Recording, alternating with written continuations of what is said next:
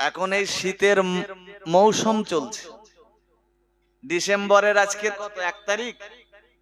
1 তারিখ। এইবার তো প্রতি নাইটে গ্রামে গ্রামে 8, 10টা 12টা করে ডিজে বক্স বাজিয়ে গান ফাংশন হবে, হবে না? হবে না? তখন পাবলিকের অসুবিধে নেই, আর জলসার জন্য মাইক বাদলে পাবলিকের অসুবিধে। শুনছেন কথা?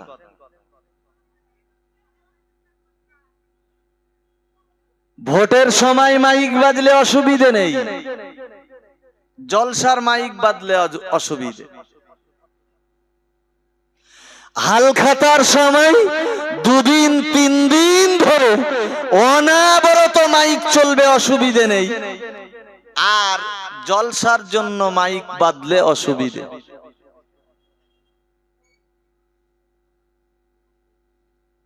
কি কথা ঠিক বলছি না ভুল বলছি? একটা নাইট যদি ভালোভাবে ঘুমাতে পারেন, কি কথা বলেছি, অন্তত পুরো ডিসেম্বর আর জানুয়ারি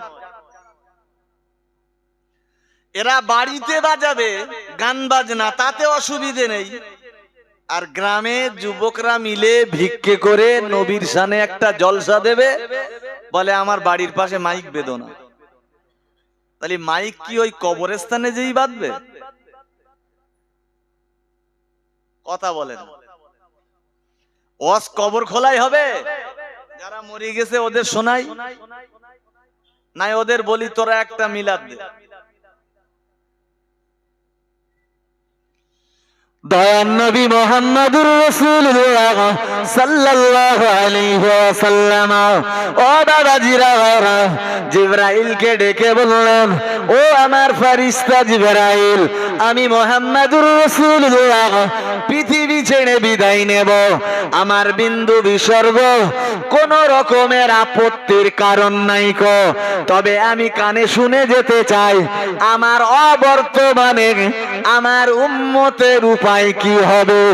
ও দাদাজিরা, ফেরেশতা জিবরাইল বললেন, ইয়া রাসূলুল্লাহ, ইয়া হাবিবাল্লাহ, হুজুর আপনার অবর্তমানে মহান আল্লাহ আপনার উম্মতের দায়িত্ব নিজের কাঁধে তুলে নিয়েছেন। জোরে বলুন, আর একটু মহব্বত করে বলুন সুবহানাল্লাহ।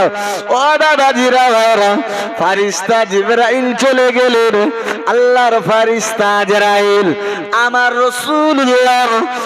রাসূলুল্লাহ রূহটা